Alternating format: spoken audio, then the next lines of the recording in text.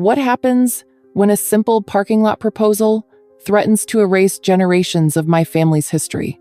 Join me as community bonds clash with entitlement, revealing the true essence of our roots.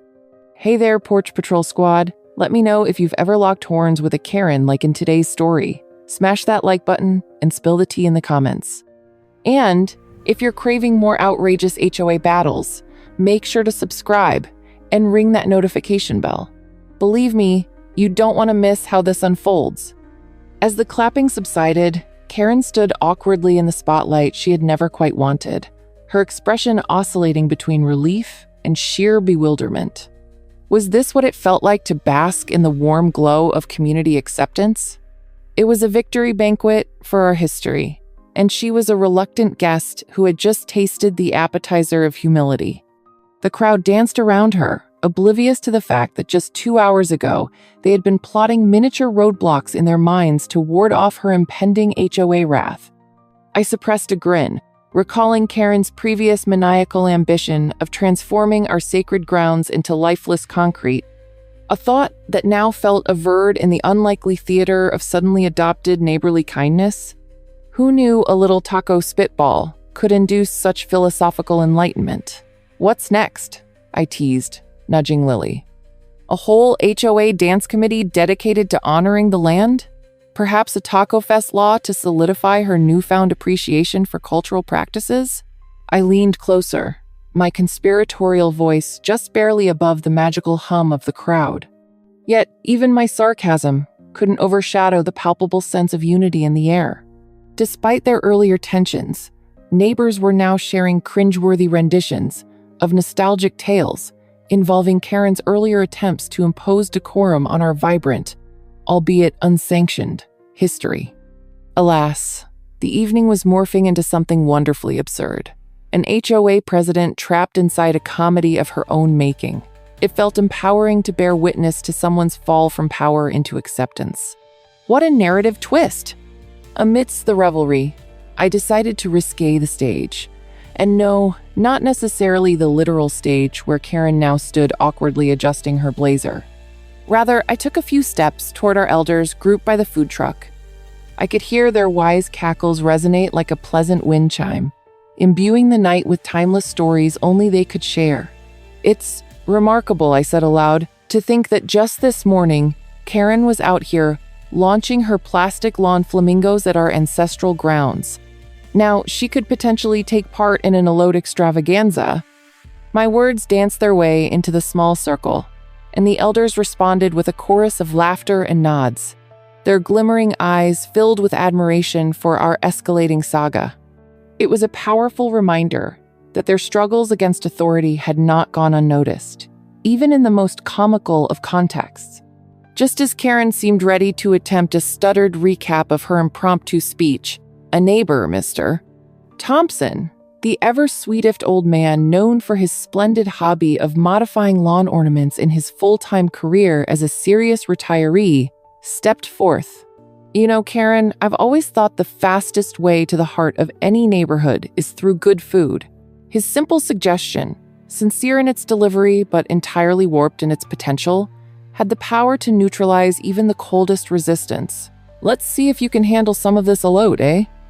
It might just open your heart. This quaint, imaginative push had the crowd buzzing with excitement, a rallying cry for high-stakes communal glee. I watched as Karen's steely demeanor wavered like a wobbly lawn chair left in the summer sun. With careful refusal, her meticulously manicured fingers hesitantly reached for a juicy ear of elote, slathered generously in cheese and lime. Upon her first bite, the suspense was tangible. Would she instantly recoil? Would her sharp upper lip curve into a wince, replicating the face she wore every time someone asked about seasonal color palettes?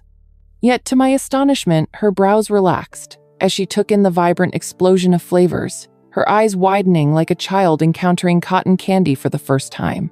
"Wow, this is actually amazing," she declared, looking as though she were absorbing not just the food, but everything that elote stood for: community, history, and a deliciously sweet rebellion against her former self. Encouraged by Karen's enthusiasm, I floated among the crowd, soaking in the atmosphere of acceptance and levity, as I served as an unwitting social architect in this remarkable saga of reclamation. A transformation was taking place, and the giggles that erupted felt like poetic justice. "Oh, look!" Lily chimed in, pointing at Karen's untouched snack platter of intimidating cucumber sandwiches. I think the road to revolutionizational enlightenment led her directly to that elote stand.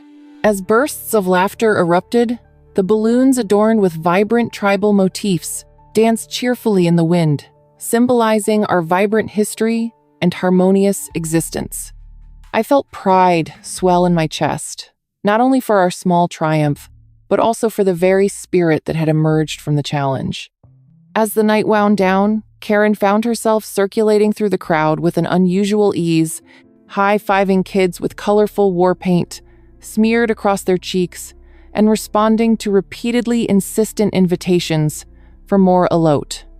Neighbors who were once fearful of her boardroom glare now cornered her gently with questions about her transformation. Had she truly found value in community over command?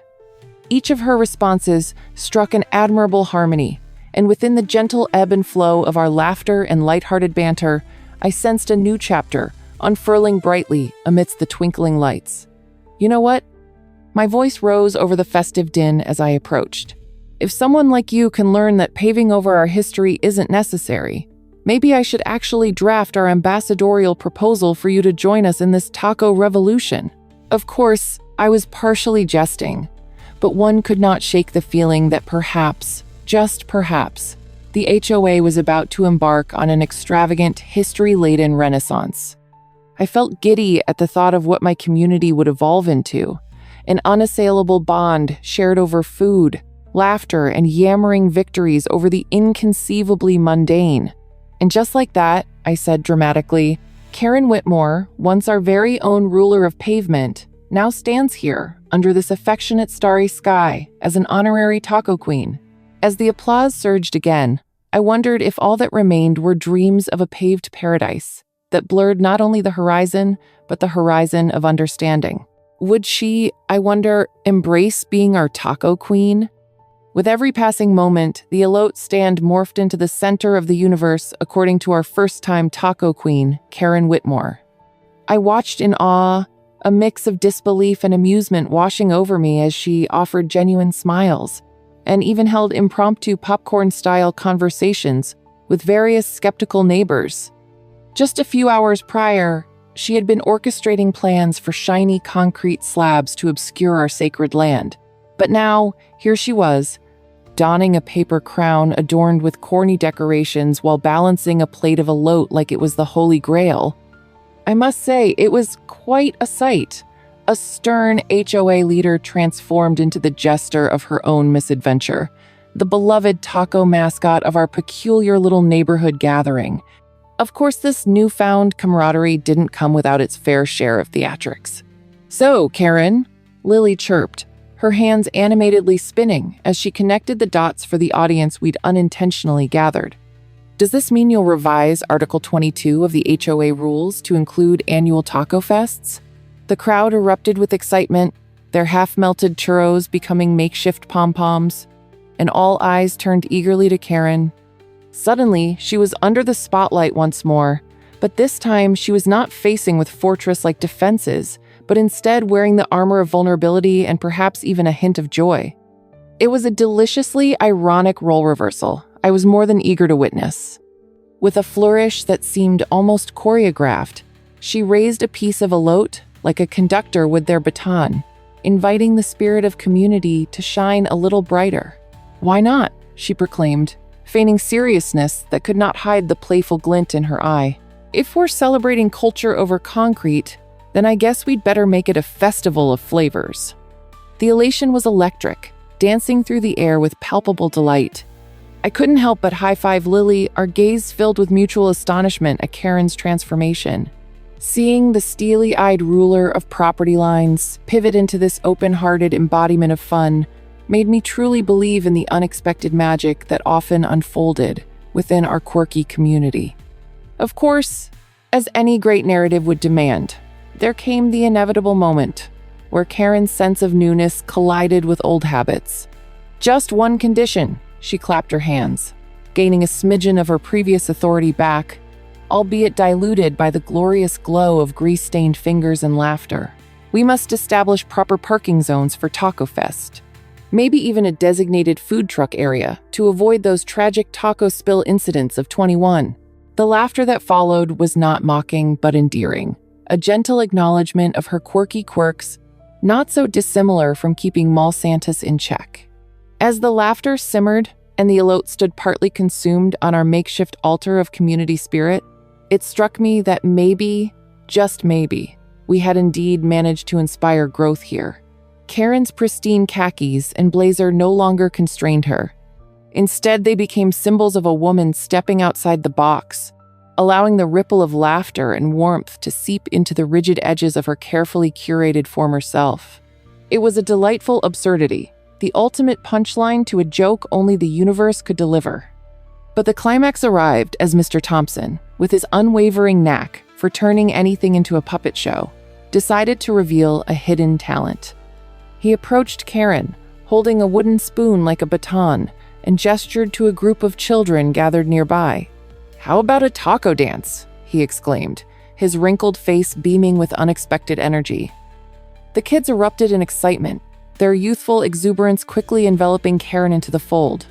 With self-reflection apparent in her eyes, she took a deep breath, a lifetime of egotistical borders breaking down, and joined in on the impromptu taco dance that sprawled across our community field.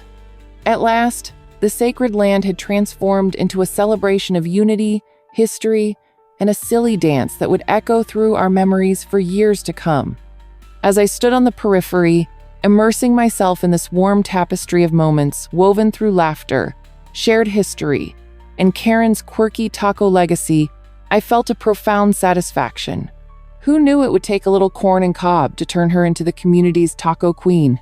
Perhaps the ruling order of strict regulations had met its match in spontaneous connection. I chuckled to myself, thinking how incredible it was that our struggle had melted into this triumphant burst of love and joy. Maybe it could be declared that history can indeed pave the way through the most unexpected channels, the belly. And at that moment, I knew this was more than just a night of celebrating our roots. It was a testament that entitlement could be taken down a notch, all wrapped up in the beauty of human connection and the charming chaos of elote. Would anyone dare challenge that again? When I dutifully returned to my living room, I could still hear Karen's condescending chuckle echoing in my mind. She had dismissed my concerns as silly, asserting that everyone wanted a little more parking. What did she know about sacrilege wrapped up in faux community development? I paced the wooden floor, my frustration bubbling beneath the surface like a volcano prepared to erupt. The field wasn't just some patch of grass. It was where my ancestors had trod, where seeds of their history lay rooted deep within the soil. And now she wanted it to be a parking lot for pageant moms. I pulled out my phone, fingers flying over the screen as I shot a message to Lily, hoping she could bring her fiery words and fierce determination to the fight. "Help! Karen is ready to pave paradise in the name of parking." I hit send, cringing slightly at the drama but secretly loving it too. Lily responded faster than I could have imagined, swooping in with both a witty retort and a plan of action. "Count me in, my friend. No one's paving over your family's heritage while I'm around. Let's give Karen a taste of her own entitlement medicine." I couldn't help but chuckle at her urgency. With her unwavering sense of justice, she was the Robin Hood of our suburban setup, stealing back community spirit from the clutches of self-indulgence. Rummaging through my family archives, dusty photo albums, brittle documents, and old fencing maps felt as worthwhile as any field trip could be. I needed to arm myself with the full weight of history to thwart Karen's scheme. After all, what's more persuasive than an irrefutable family legacy, right? Days turned into a whirlwind of research and strategizing with Lily. We bombarded our neighbors with old stories, photographs, and maps, reminding them of the historical significance of the land. It turns out, everyone loved to play historian when prompted. Do you remember when Alex's grandpa used to teach us about the field and the Native American heritage? One neighbor lamented, their nostalgia knitting our little community closer. People began to rally to our cause, Social media posts were shared, and supportive messages flooded in. The more we cultivated this sense of shared history, the more my heart soared. Just the thought of Karen bustling around with her clipboard, blissfully oblivious to the cultural dynamite we were about to drop on her, made me smile. The day of the HOA meeting dawned, and dread was mixed with a pinch of excitement in my stomach, a feeling akin to riding a roller coaster through history at warp speed. A motley crew of neighbors gathered, armed with cups of terrible coffee that added to the melodrama. Karen strutted in like she was about to take the stage at a fashion show, her tailored blazer perfectly polished, her sunglasses glistening ominously indoors. Little did she know, the runway was actually lined with the stakes of a bold confrontation. The room buzzed with whispers of support from friendly faces. It felt like we were cast members in a sitcom where the antagonist clearly had no idea she was about to receive a rousing lecture on accountability. As the meeting progressed, I stood, swirling the absently cold remnants of my coffee in my cup that had transformed into my reluctant emotional support. With due respect, Karen, I began, gripping the podium with a steady hand. This field not only belongs to my family, it holds significant historical and cultural importance. Confidence bolstered by the collective energy of my supporters, I shared the stories we had gathered, voices rising as I spoke with conviction. Karen shot me icy glares, her perfectly manicured nails digging into the arm of her chair, as if it were my ancestral land beneath her grasp. "But it's just a field," she retorted, exasperation lacing her tone. "Tackle your nostalgia somewhere else." The air was thick with tension as I watched my neighbors rally behind me, sharing their memories and lending their voices to the testimonies of how the field tied us to both the land and each other. With each word, I could practically see the sparkle of panic in Karen's eyes. I was savoring this moment of poetic justice. As the board moved to vote, I felt a surge of glee wash over me. This was it. The voices of the community had finally transcended her self-serving ambitions. Just as the final votes were about to be tallied, an unexpected twist arrived. A local historian burst in, waving documents and waving them like the holy grail of historical precedents. "This land is historic preservable, an archaeological site you cannot tamper with," he proclaimed. The room erupted into a chorus of applause, while Karen withered beneath the scrutiny of the stakes. It was as though the universe conspired to deliver a hefty dose of humility, right when she least expected it. She stuttered, grasping for witticisms that had served her so well until that moment.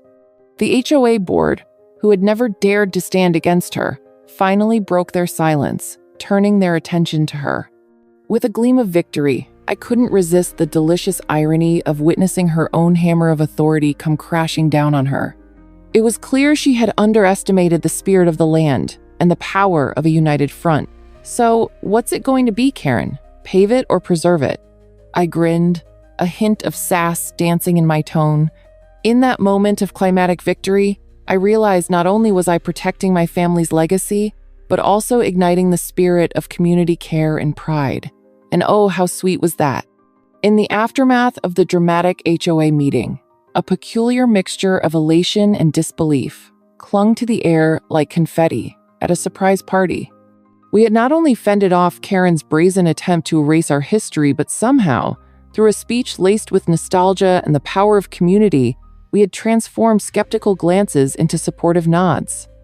Over the next few days, my phone lit up with texts, emails, and Facebook notifications, every digital avenue buzzing with enthusiasm for our little triumph. People sent me articles about heritage preservation, memes about HOA dramas, and photographs of their own significant lands or memories. Was I now the accidental hero of a suburban saga? One thing was certain: the more we shared, the more powerful our collective story became. Of course, it wouldn't be a true victory without a sprinkle of irony. And just when I thought Karen would scuttle back to her office in a huff, ready to plot her comeback, she put on a brave face and unexpectedly transformed herself into a community hero, albeit a misguided one. She sent a heartfelt email addressed to the entire neighborhood, explaining how she had simply wanted a more aesthetically pleasing environment. The email was an epic blend of drivel and dramatic rhetoric that could have put Shakespeare to shame in its convoluted twists. In our honorable pursuit of progress and beautification, she wrote, I must emphasize my unwavering dedication to our community, even if my vision has wavered under the scrutiny of history. I sincerely apologize to those who treasure our shared roots. The words dripped with a syrupy sweetness that could induce a toothache. Meanwhile, in the war room of my living room, Lily and I fired off a snappy reply. Dear Karen, while we appreciate your sudden respect for historical sentiments, we kindly suggest you write a new theme for the next HOA newsletter that accurately conveys the bond we share with our land. Paving is so last season. Typing that out made me feel like a literary artist painting her portrait in shades of sarcasm. Lily added the cherry on top. Also, thanks for not paving over our ancestors. They probably appreciate it, even though they're rolling in their graves at the notion. Cheers to preserving history. I hit send, amused by our audacity. And just as we anticipated, the neighborhood rejoiced, flooding our post with likes, shares, and cheeky comments about the hilarity of Karen's self-contradictory announcement. Days passed, and a palpable unity seemed to drape over our community, like a cozy blanket. Too much sunlight made me itch a little, but the news had spread beyond our quaint suburb, hitting local podcasts and blogs. You won't believe what happened at the Dotson Avenue HOA, they would say, telling the tale of the gallant Alex against the formidable Karen, who became a punchline rather than the hero in her own story. Who would think the plague of paving would prompt such a powerful renaissance of community identity? I found myself at impromptu neighborhood gatherings, sharing laughs and local lore while picking at cookies, basking in our newfound camaraderie. It was as though we had stumbled upon some secret recipe for happiness, brewed from our shared spirit and separate histories. But even amidst such celebrations, I could see shadows still flickering behind Karen's meticulously coiffed mask, a simmering resentment that was hard to ignore. She no longer claimed outright dominance, but rather plotted her retaliation from behind a veneer of graciousness. At some point over the next month, she presented an elaborate, albeit uninspired, community improvement plan, featuring a dog park, which sounded reasonable at first, except that it was suspiciously close to my field. We knew her type, crafty enough to play the community darling while scheming from the sidelines. Lily and I exchanged wary glances, both aware that the roots of our past could be back under attack. In a moment that felt reminiscent of fireworks leading to a pivotal climax, we convened a neighborhood meeting mirroring the initial standoff against her. Karen, I began, while we wholeheartedly appreciate dogs and all their adorable, slobbery glory, it would be neighborly of you to ensure their playground does not encroach upon our ancestors' sacred soil. The air grew thick with tension, people shifted in their seats, but the camaraderie that had fueled our previous fight shimmered as we rallied once more behind our long-forgotten field. It's not just about dogs, it's about community and continuity. Let's not reduce this land to just more park space. This time, the words rolled off my tongue with the certainty of personifying generations past. As the meeting unfolded, I saw the crack in Karen's polished armor widen.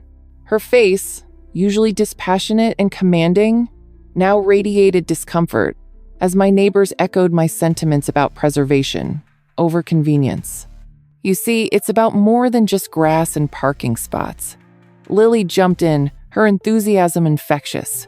It's about recognizing what we stand for as a community, our rich and diverse pasts intertwined. I couldn't help but glance at Karen, whose jaw clenched around indignant silence, relegated to the sidelines of her own dramatic story. This was the reckoning she hadn't anticipated, and oh, how magnificently the tables had turned. In the end, after yet another round of heartfelt testimonials and fervent rallies, the HOA board voted overwhelmingly against Karen's proposal. As the cheers erupted, I noticed a glimmer of defeat in her steely blue eyes. I relished it. This was no longer just about a piece of land.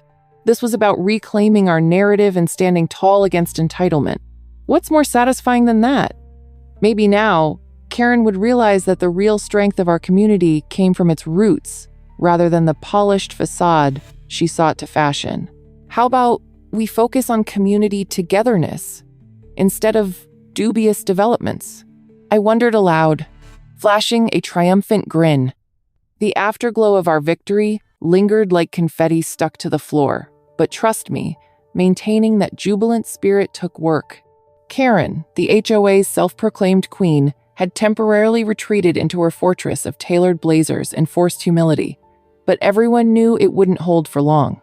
Meanwhile, Lily and I had become some form of eccentric local heroes, ogling our newfound notoriety while blissfully shoving our noses deeper into the community's intricate history. We hit up secondhand shops, ransacked the local library, and interviewed the oldest residents, slowly stitching together the historical quilt that was our neighborhood. After all, who knows? Just because Karen wanted to pave over everything didn't mean we couldn't share a laugh in the process, especially if that laugh led to an unexpected book deal. The saga took an exciting twist when we uncovered whispers about a family reunion of sorts occurring at a nearby heritage site, a place where our tribal community had gathered for generations. This wasn't just a chance to make our historical narrative known. It was an opportunity to rope along our neighbors and show them the vibrancy of our roots. So, I invited the whole neighborhood, the folks who'd rallied behind us, the skeptics, and even a few of Karen's devotees. Let's make it an educational bash, I declared, half excited, half terrified. I envisioned music, storytelling, food trucks, and perhaps a ceremonial dance that would make everyone reconsider their preconceived notions about what it means to belong to this land. Imagine Karen's face as she watched us celebrate what she'd tried to erase. The evening of the reunion dawned bright and balmy. The type of summer night where the air tickles your skin and reminds you life can be beautifully unpredictable. The local park transformed into a lively hub, bustling with laughter, children spinning in circles, and adults poring over colorful displays filled with photographs of land and family. As people munched on tamales and sipped on horchata, I spotted a nervous-looking Karen hanging back, her blazer now the color of despair. How utterly delightful! You should try this, Karen, I shouted cheerfully, offering her a plate of crispy tacos, my voice carried by the warm breeze. Her expression was a blend of irritation and curiosity, as though she faced a humorous dilemma, either to be gracious or to snub her former adversaries. Dramatic tension escalated as I led a storytelling session featuring local elders, recounting tales of resilience and rich cultural histories. The crowd hung onto every word, many nodding in reverent recognition, while Karen's glacial demeanor chipped further away. Awkwardly, she tried to interject with nuggets of underwhelming HOA-related anecdotes. But really, did anyone care about her homeowner testimonials when we had tales of ancestors who danced under the stars, right here on this soil? Each story summoned laughter, gasps, and even a few tears. It was cathartic, gloriously so. By the end of the evening, even Karen's heart seemed to unfurl, slowly converted by the evidence of living histories competing against her feudal renovations. Springing into action before she could formulate some half-hearted rebuttal, I seized the moment like an over-eager puppy grabbing a tennis ball. Okay, everyone, you've all found a new delicious favorite. Now, how about we share what we love about this land? I waved a microphone in the air, enthusiasm spilling out of me in waves. People began to rise, sharing everything from childhood pranks to their late-night adventures across the fields we swore to protect. It became a patchwork of memories and hopes, an unanticipated manifesto for our future. Karen, please join us. Your thoughts could contribute too. I called sweetly, turning her back into the spotlight she so craved, yet trembled at being part of, while everyone turned their curious eyes her way. She looked trapped, like a deer caught in flash photography, glancing from the crowd to her screen of pristine entitlement. Well, my thoughts are still formulating, she stammered, throwing a smile that resembled a reluctant grin. But I do appreciate the lively atmosphere. The crowd erupted into laughter, the tension evaporating like morning mist before the sun. That laughter wasn't just the sound of unspoken camaraderie. It was a new chapter in our small-town saga, where entitlement meets community resilience. There you go. That's the spirit, Karen, I beamed, Maybe in that moment, I really believed a pocket of her heart had softened. Perhaps in her pursuit of perfection, she might finally understand the value of embracing complexity. When the closing ceremony rolled around, we planted 3 saplings as symbols of our renewed commitment to nurturing the land, not just for ourselves, but for future generations. And who was the last to step up for the final word? Karen, with her camera poised and a touch of humility in her brisk speech. "Okay, I may have been a little too eager," she chuckled awkwardly, "to beautify our community." The irony thick in the air. But hey, I'd take a hint of humility over a bulldozer any day. Just as soon as my neighbors began joining in to playfully heckle her about blooming flowers and communal gardens, I knew the tides had turned completely. Karma can be a beaut, can it? I quipped with a grin, reveling in the unfolding scenes of community togetherness. As the day wound down, adorned with sounds of cheers and music, I bit my lip to stifle joy that could only be explained as euphoric relief. We had found the joyful balance in reclaiming our land, reminded ourselves of our histories, and rallied against what could have suffocated our legacies. The heartfelt moments shared along with Karen's unexpected vulnerability proved that even in a landscape prone to barriers, sometimes humanity could find common ground through resilience and humor. Perhaps, just perhaps, this was the start of more than mere preservation. It could transform into a whole movement. After all, if a small-town saga could teach us anything, it was that community was far stronger than one woman's misguided ambitions, right? The echo of laughter lingered as the crowd dispersed, their energized chatter fading into the cool evening air. I took a moment to breathe in the mingling aromas of tacos and horchata, my heart swelling with a sense of victory that felt almost too euphoric to contain. But like any good soap opera, this tale had more episodes to unfold. Karen, still caught in the thrall of the community's jubilance, seemed less like an irate HOA president and more like an awkward guest at a vibrant family gathering. I half expected her to slap on a best neighbor sash, proclaiming her newfound camaraderie, though the idea was, of course, optimistic at best. The barva it would take to overcome her petty obsessions with lawn regulations and HOA decorum was a feat I was uncertain she was ready for, yet entertaining to consider nonetheless. As I wandered through the throng of smiling faces, I spotted Lily leaning against a colorful mural depicting our ancestors dancing beneath the stars. Our ancestors who Karen seemed to think could be bulldozed into oblivion. "Did you see her?" Lily whispered, half trying not to betray her amusement as she chuckled into her hand. She was practically fidgeting in the story session, like a kid waiting for their turn on the playground. I swear I caught her mouthing unsanctioned when they mentioned the tribal dances. My laughter bubbled up, a buoyant mix of disbelief and undeniable joy. At that moment, her discomfort felt akin to instant karma for all the ways she tried to bury our histories. Maybe we should gift her a graceful exit strategy, I mused playfully, already imagining hypothetical scenarios where she'd sprint away in terror if anyone asked her for a dance. Just as I was about to draft a mock Karen escape plan, I noticed her wandering toward the snack tables, her fingers nervously adjusting the cuffs of her crisp blazer. Her gaze darted around, apprehensive yet strangely curious, as if she were weighing the pros and cons of sampling some of our cuisine. The corners of her mouth twisted into a grimace, and for a fleeting moment, I entertained the delightful picture of her on the verge of devouring an elote, a local favorite served dripping with mayonnaise and cheese. "You know, it's delicious. Just try a bite," I called out, playfully nudging her comfort zone. I could almost swear I saw the tiniest flicker of intrigue cross her face before her habitual frown reasserted itself like an old, familiar friend. The evening wore on, and the heartwarming sense of connection was palpable, while Karen's stoic expression transformed slowly, almost imperceptibly. I couldn't shake the feeling that, beneath her tightly wound exterior, lay someone who might just be sensing the futility of her previous ambitions. Could it be the HOA Ice Queen, thawing? Throughout the storytelling and music, I observed her exchange glances with the neighbors she once commanded, her authoritative presence gradually undermined by shared laughter and warmth. Each snippet of history weaved into the fabric of our community seemed to loosen her grip on that unyielding power.